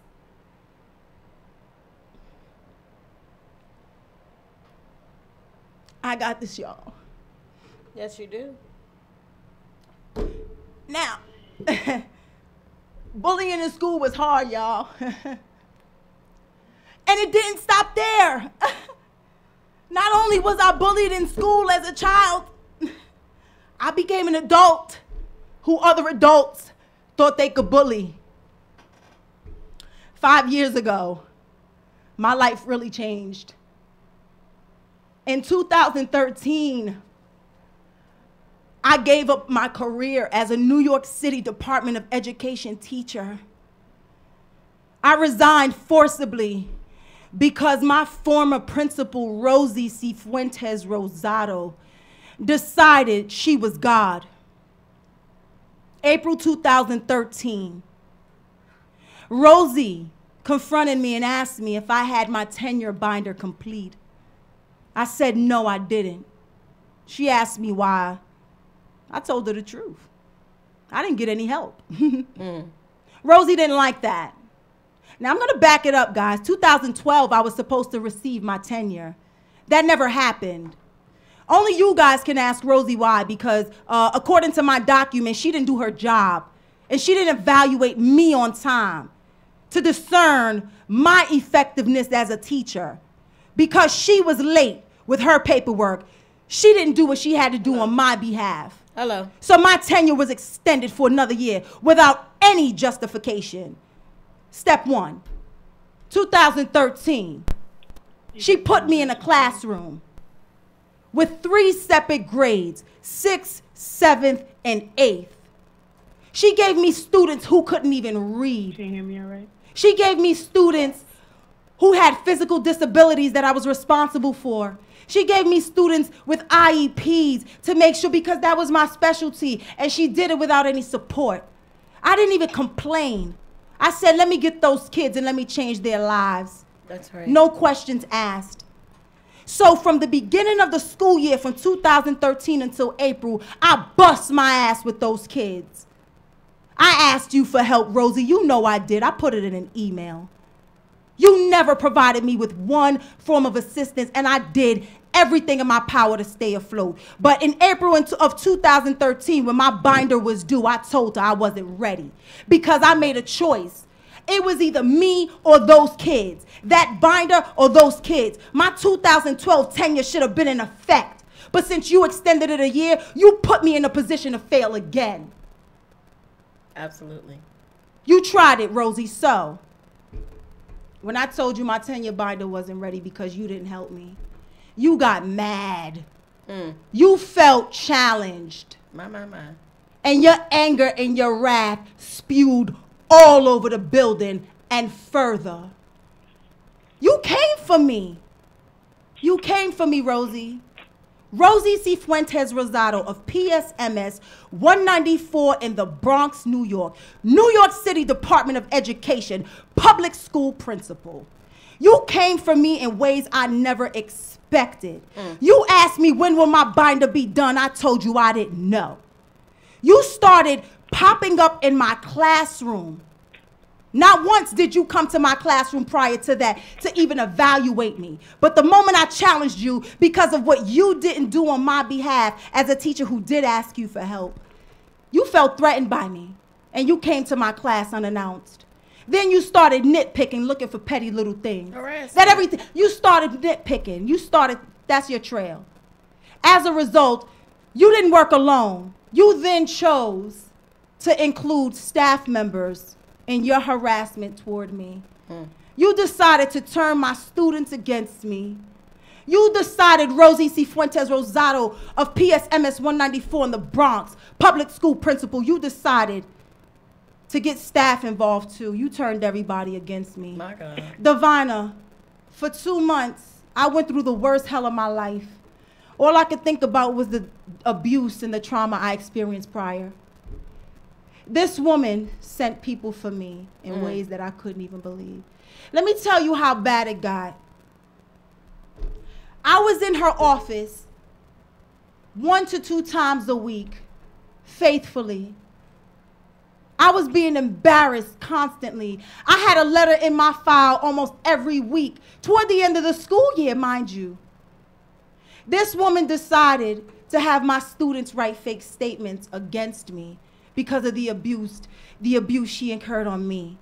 This woman decided that I wasn't good enough to have a peaceful journey in her building because I challenged her. So I got tired. I had one too many meetings with her, Yuma Valladares, Christine Vanzetta. I had enough of all 3 of you in your meetings, in your office. Every week, the 3 of you tag team me. My God. In your office. You'd call me over the loudspeaker to let the whole school know I had another meeting with you, Miss Williams. Please report to my office again. That's what you did to me. And each time But you that's did what it. bullies do. Yeah, bullies do You know, that. they feel bigger in numbers. Yeah, Rosie, Cifuentes, Rosado, PSMS 194 in the Cowards. Bronx. You're a coward, and I'm calling you one to your face You know, because I I don't waited mean 5 to years. interrupt, but I do want to give you some feedback. Janice is online, and she said first, she said, hey, in reference to the bully when you were younger. Yeah. She said that bully was the size of a tree. A tree. And there was no way I was having that. You are a warrior, and don't you ever forget that. And then she also replied, bullies never make it far in life. Rosie will get hers. God is about to show up and show out for you, sister. That's a fact, and I'm Better clear on believe that, it. Rosie. You need to know I've waited 5 years to address you. I have been silenced, and I promise you, those days are over. I gave y'all 5 years, New York City Department of Education. You granted her immunity for everything she did to me, so I'm going to get back into this coffee. Rosie, each week when you sent your teachers, your staff, excuse me, not your teachers, you sent your assistant principals, Yuma Valladares, and you sent Christine Vanzetta for me. I asked you the first time, leave me alone. I asked you, please leave me alone. Rosie, the second time, I warned you, leave me alone. The third time, I demanded that you leave me alone, and you still chose to bully me in front of everybody. Guys, when that continued, I gave my letter of resignation because I was clear that under her tutelage, if I did not submit my letter of resignation, when I did, she was going to try to destroy my career. I made the decision to walk away on my terms because I was going to be damned if a bully took my life in their hands. Let the games begin, Rosie, and you knew it. As a result of my letter of resignation, oh, that pissed her off even more. Them women came for me, and let me tell y'all how bad. Y'all, she demoted me over the loudspeaker. This woman called me over the loudspeaker and demoted me and told me to report to my new assignment. This woman called my classroom screaming at me with an office full of people and my students sitting right next to me. But let me tell y'all why I'm really pissed off.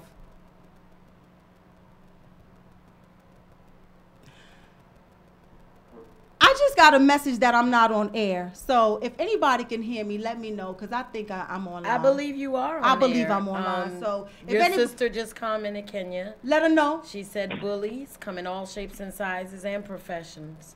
May God deem you victorious in this situation and expose that coward, Rosie, for exactly what she is, and strip her of that position so that she never has the capability to do it to anyone else. And Janice said, yes, I hear you. Thank you, Janice. Thank you, Kenya. So let's get back to Rosie and her staff.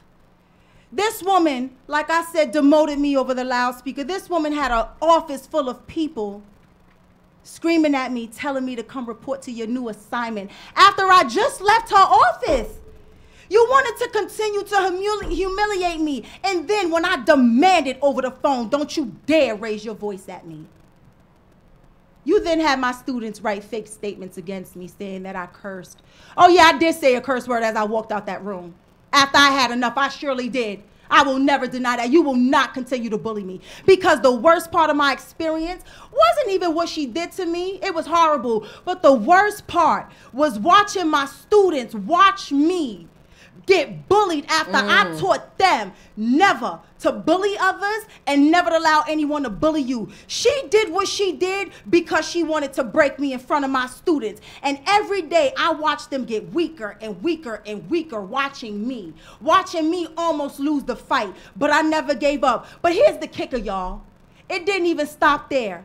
I went to my doctor because I needed somebody to help me. Rosie turned the whole school against me. Nobody would speak to me. Teachers turned their backs on me. Those who did speak to me had to sneak and speak to me behind closed doors because they were afraid of her wrath. One day I was in school. I was at work and I was, going through it with them again in the office, and I had an anxiety attack. I left her office and I called 911 at my job, y'all, because of my principal, Rosie Cifuentes Rosado, of PSMS 194 in the Bronx. She was harassing me. in her office with her assistant principals. Yuma Valladares, you are not out of this either. You were part of it too. Christine Vanzetta, they tried to include you. You had a couple meetings, but you didn't go as hard as the rest of them. So I'm just going to tell the truth on that one. Okay? But you were included in this. And I had enough, and my body and my brain and my spirit were not going to die in front of those women. So I called 911 for assistance on myself. And guys, do you know when I was being treated in one of the rooms in my school? Do you know Rosie C. Fuentes Rosado of PSMS 194 in the Bronx sent Joanne Colon into the room with me and forced her. Joanne Colon, you forced your way into the treatment room where I was with a witness and EMS. You forced your way in the room and said Rosie told you to go in there to make sure that I was being treated. I told you, get out. You are violating my medical rights. You demanded that you come in because Rosie told you to. I told you straight, you will not, under any circumstances, come into this room. Annette Soto. Annette Soto. Hi, Annette Soto. Rosie's a piece of Rosie's a piece of what? Ish. Mm-hmm. Thank you, Annette. Thank you.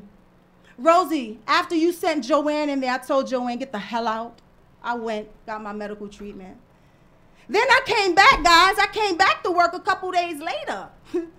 I came back with a follow-up doctor's appointment. Mm-hmm. I put in the paperwork. I'm being harassed, and I'm still trying to do the right thing, y'all. I still didn't lay nothing on this woman. I'm still making sure that she understands I'm trying to do the right thing, and I'm trying to bow out gracefully, but you pushing my hand. Rosie denied my doctor's visit. Rosie, in writing, said you cannot go to your follow-up doctor's appointment, and if you do, I will write you up. Guys, y'all know I went, right? Oh, I went. Of course. I went, Rosie. So let's go to the part where... Who wouldn't? Yeah. So after all of that, y'all, my doctor gave me permission to take off the rest of the school year because enough was enough. I contacted union reps. Nobody helped me. Nobody helped me. Teachers stood by and watched me. But y'all proud of me behind closed doors? Y'all won't even speak to me. You can keep your fake support. I'm good. I'm good. I'm good. Because I've had y'all backs. But it's all good. This ain't about y'all anyways.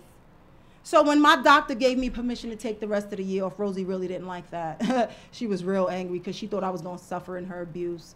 Guys, let me tell you what this bully did to me while I was out. She had staff members harassing me while I was at home, sending threatening text messages to me, demanding and trying to force me to put in grades for reports. I'm out. I'm sick now. I'm done with you. Who are you? I cannot function. I am mentally and emotionally done with this experience. You do it. I don't have the capabilities right now. I'm on leave. I was being harassed from the school. On leave. On leave.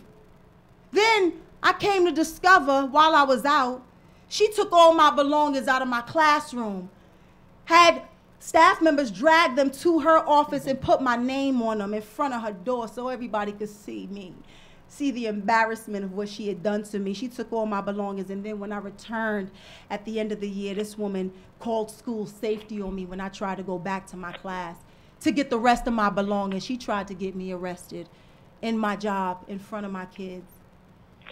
I want to round out this conversation, Rosie C. Fuentes Rosado of the Bronx, by saying 5 years it took me to bring you to justice. And clearly I'm sitting here because no justice was done. My case was dismissed, so that's why we're here. Yeah. Oh, but we ain't going nowhere. That's why we're here, Rosie, because I fought you the right way.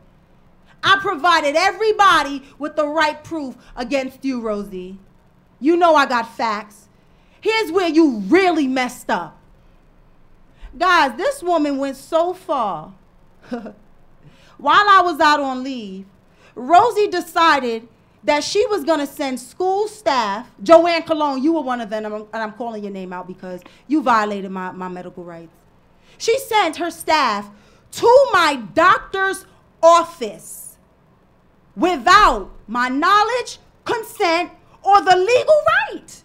She sent school staff, 2 members, Joanne Colon, you were one of them, to my doctor's office, not only to verify that I had time off, but to violate me at my doctor's office. I don't know if anybody's ever heard of that, but Rosie Cifuentes Rosado of PSMS 194 in the Bronx, you gave the authority to your staff members to abuse me on leave in my doctor's office and violated my HIPAA rights. And you didn't think you'd get caught, because let me tell y'all how God works. I happened to be at work the day I found out she did this. I was getting ready to transition. And I called my doctor's office because I needed some information about a previous visit I had. And while I was on the phone, the secretary said, "Hey, Miss Williams, do you know school staff came to the doctor's office?" I said, "Huh? The school who did what?" Let me get a sip of this coffee. Hold on. Yeah. 2 sips. Because I can't. I can't. This is really what happened. I promise to God. I got facts and receipts, so I'm not concerned with anything being alleged. The secretary said, "Miss Williams, I don't know if I should be telling you this, but school officials from your job came to the office." I said, "You lying." She said, "No, I'm serious." She said, "I don't know. The doctor didn't tell you, but this is really what happened." I said, "So my doctor knew, and my doctor didn't even call me." Right. Had I not made the call, I would have never found out. Right. That school staff physically went to my doctor's office, had conversations about me after I submitted legal documents from my doctor granting me the time off for the rest of the year. I have always provided doctor's notes. Who authorized that, Rosie? New York City Department of Education. You granted her immunity. You saw my documents and you said that what she did was all right with you. You watched me for 5 years try to bring this thing to a close and you did nothing. This is who you've hired? This is who you have running your schools, huh, New York City? We just let this ride. Where's your data? Where's your data on bullying, DOE? Hello. Where's your data? Because you talk numbers, right? That's Where's right. your data on bullying amongst staff and adults in your buildings? We here to protect the kids, but who's protecting the adults? You watched me, a teacher who was dedicated to these kids, almost get taken under. Divina, they laughed at me. She laughed in my face day in and day out. She smirked so cunningly. My God. She let me know I got this. But Rosie, here's what I told you several times, that you stand at about 4'11". I'm close to 5'7". Rosie, I made it clear to you before. Not only am I a child of God, I grew up in the Bronx, New York, and you knew I was in the Marine Corps. You know I got perseverance. You know I'm tough, right? That's right. You know I'm tough, Rosie. You built to last. I wasn't playing with you when I told you to leave me alone. Now the silence has been broken on you. And it is my hope and it is my prayer that the trauma you caused me by watching my students lose their own sense of identity, by watching me, the person that they trusted to lead them, walk away from them. Woo! Yeah. You made me walk away from my kids. Shame on you. Yeah. DOE. Shame on you. Shame on you. Shame on you. Shame on you. That's who you hired? Don't let these tears fool you. These tears are for my kids who I never got to say a proper goodbye to. Understood. I love them. And I will never stop loving those kids. And that's I sincere, know, y'all. I know they remember. They remember everything that happened. They watch me. To the staff, this ain't about you. But I just hope going forward, the rest of y'all decide to stand up if you see something like this happening around you. Stop being complicit. Yes. Stop being so scared to support good people. I understand the politics of it all. I get it. I get it. But I'm one woman who took down a bully my way. I fought you tooth and nail, and you thought you were going to silence me, Rosie Cifuentes Rosado, PSMS 194 in the Bronx, New York City Department of Education principal. You tried to bury me and my story for 5 years. You thought you were cute, baby. You thought you were cute, and you thought you had this in the bag. I want you to know you could never in your life be built for this like I am. You could never take me under. You know why? Because I know who I serve. I'm grateful to God that he allowed this experience to happen, because I need to make sure that other people understand you don't have to tolerate any of this. While I was going through this, guys, I made sure I documented everything. I wrote it in a book. LifeWorks, my book. Rosie, this book is dedicated to you, baby. I told you when I see you, the next time I saw you, I was going to be in a position of power. I do what I want because I'm signed to me. Next time you say my name, you damn well better put some respect on it. And to everybody who was involved in trying to bring me down, knowing the love I had for those kids, it took 5 years, but I'm standing. And you will never in your life do to me what you did ever again. Guys, if you are being bullied in the workplace, I need you to make sure you first always hold yourself accountable. Check yourself and make sure you're not bugging. But if you see a pattern of abuse and bullying from certain people and you know how they give it up, you better arm yourself before it gets to you. Be ready, because we are all one moment away from being the next victim. River. I'm sorry I kept you on so long, River, but we're about to wrap it up, and I just needed everybody to know that Rosie C. Fuentes Rosado of the Bronx, PSMS 194, tried it, and I needed to get that out. Yeah, say my name, Rosie. Make sure you put some respect on my name. Right. Going forward. Meosha. Meosha is her name. With an E. With an E. Make sure, and to anybody out there who's listening, like I said, document everything. Make sure if you are being bullied at work, if you're going through it, take a moment to email yourself whatever just happened, and do not put your feelings into it. Hold yourself accountable, ask for help, but document everything and seek help whenever you can. Do not quit your job until you know you got something lined up, and if you gotta go, and you make sure you take God with you. That's right. River, any final thoughts before we get out of here? Honestly, like, just you getting free right there, I know it and allow someone else to just let loose on getting free themselves. So there's so much bullying that goes on in the work world, and a lot of people just deal with it over the check. But the thing is, legally, you know, you could fight back. Like you said, keeping note, keeping track, and being able to admit, like, I'm not going to allow this to happen because I love myself too much, you know. You got to love yourself enough to say no. You know, when you really feel like, I'm just going to deal with it, you got to love yourself enough to say, no, I'm not going to deal with it, you know. So you have to, guys. I commend you, sis. I walked away from it all. I left everything, y'all. I lost it all. Credit went to crap. No money. Almost homeless. I lost everything. She even tried to get my unemployment stopped. You did everything in your power to make sure I couldn't survive. You knew you were wrong. And when I filed for unemployment, y'all stole time from me. You stole time from me that was on the record. Y'all lied on me week after week, and then you tried to get my unemployment taken. Baby, I got a radio show now. Listen, I'm on my way out of here because I'm... Ms. D, I need them to really be clear. There is absolutely no reason to sip tea when they can have coffee with Meosha. But on top of that, I need all of you to be clear. You better stand for something, or I swear to you, you will fall for anything. Be the warrior that God created you to be, and stop letting bullies win. Rosie C. Fuentes Rosado, PSMS 194 The Bronx, New York City Department of Education principal. DOE, you need to be ashamed of yourself that is who you hired and you covered up for. You granted her immunity. You knew she was wrong. Ms. D. Yeah, I just want to add, Annette, she said New York City Board of Education is run by criminals. They all cover their behinds with an A-double-S. UFT is full of ish. Ish. And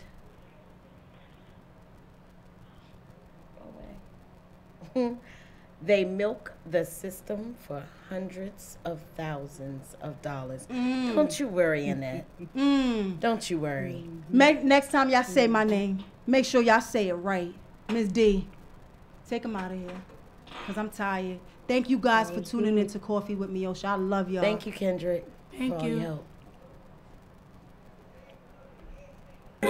wish, Make sure and y'all they wish, say and it. they wish, and Let's they do it. wish, and they wishing on me. Yeah. Thank you guys for tuning into Coffee Radio. I've been moving calm, don't start no trouble with me.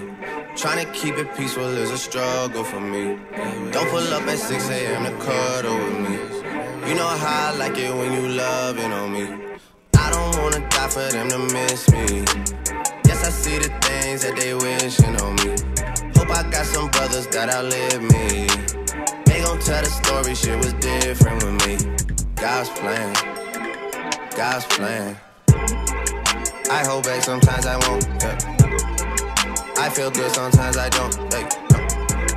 I finesse down Western Road, hey, next.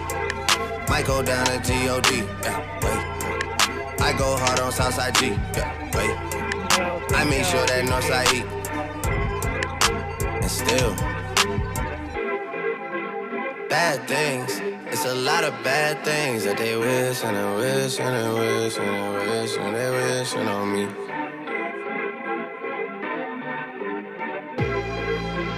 Bad things. It's a lot of bad things that they wish and they wish and they wish and they wish and they wishing on me. Yeah. Hey, hey. She say, do you love me? I tell her only partly. I only love my bed and my mama, I'm sorry. 50 dub, I even got it tatted on me. 81, they'll bring the crashers to the party. And you know me, turn the 02 into the 03, dawg. Without 40 Ollie, there be no me. Imagine if I never met the broskies. God's plan, God's plan. I can't do this on my own, hey, no, hey. Someone watching this shit close, yup, close. I've been me since Scarlet Road, hey, road, hey. Might go down as G.O.D., yup, wait. I go hard on Southside G, hey, wait. I make sure that Northside E, yeah. And still, bad things. It's a lot of bad things that they wishing and wishing and wishing and wishing they wishing on me. Yeah, yeah. Bad things. It's a lot of bad things that they wish and they wish and they wish and they wish and they wishing on me. Yeah.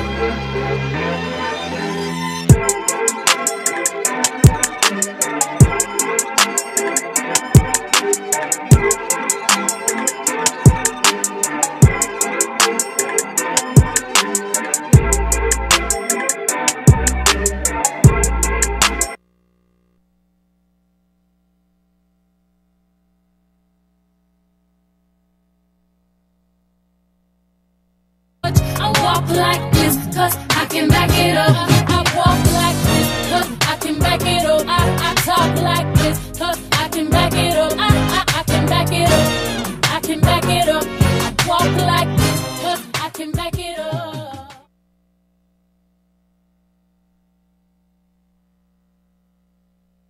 You're listening to The Sound.